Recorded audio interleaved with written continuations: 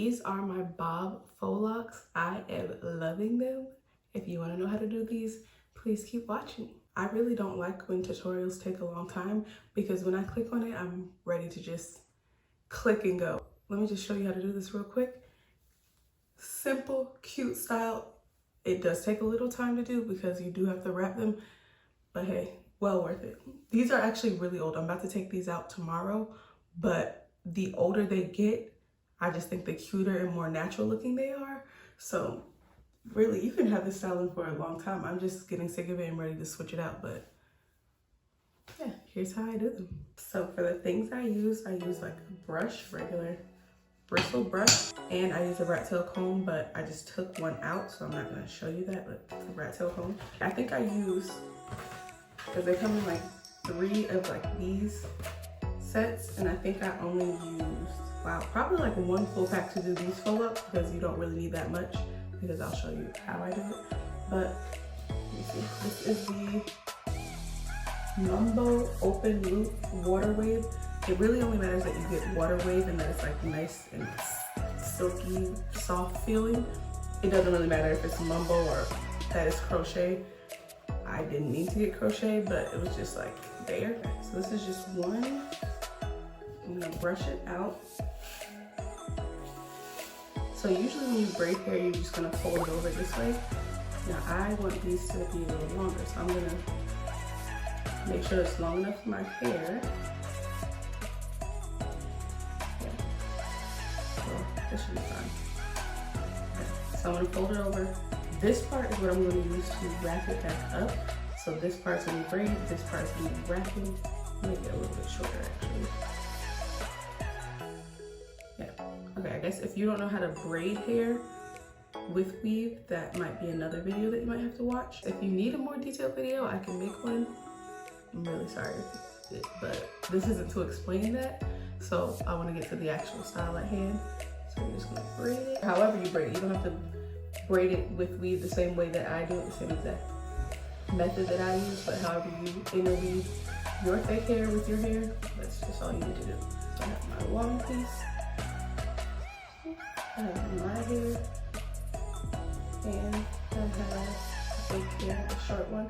Also, I'm looking at the mirror straight ahead, so sorry that I'm not looking directly in the camera. And now my hair is getting a little short, so I'm gonna borrow some from the short piece, not from the long piece, because that would just take too much work to keep going all the way through. These are not even supposed to be neat, actually. Once you're not near your root anymore, do it kind of loose because the lumps and bumps kind of help give it a little bit of texture.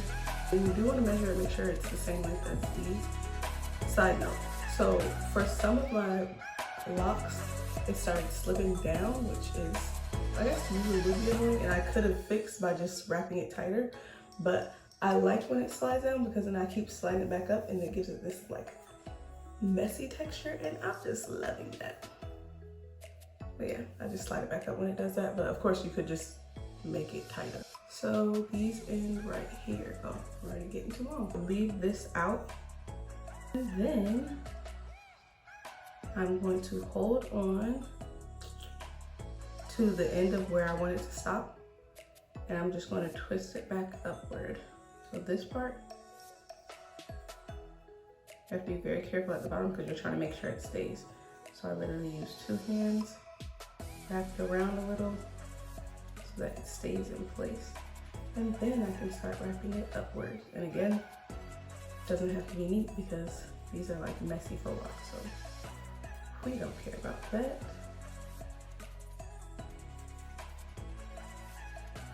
And we just wrap and wrap.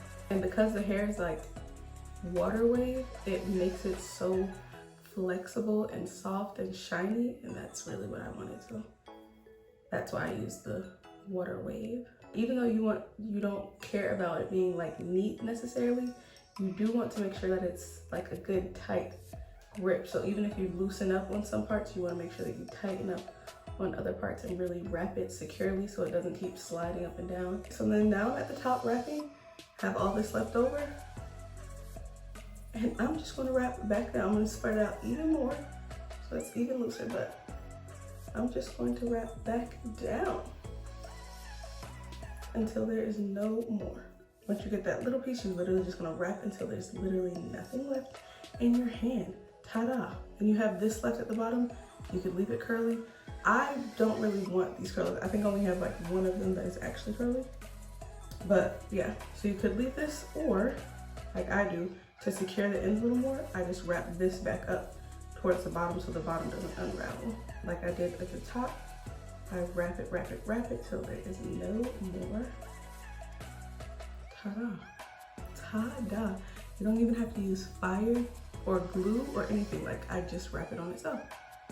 And then it's already like, look, it's already like flexible and bendy and like lumpy. I love it. But yeah, that is how I do this style. Hopefully this is helpful. And you know, let a girl know if you have any questions or anything like that.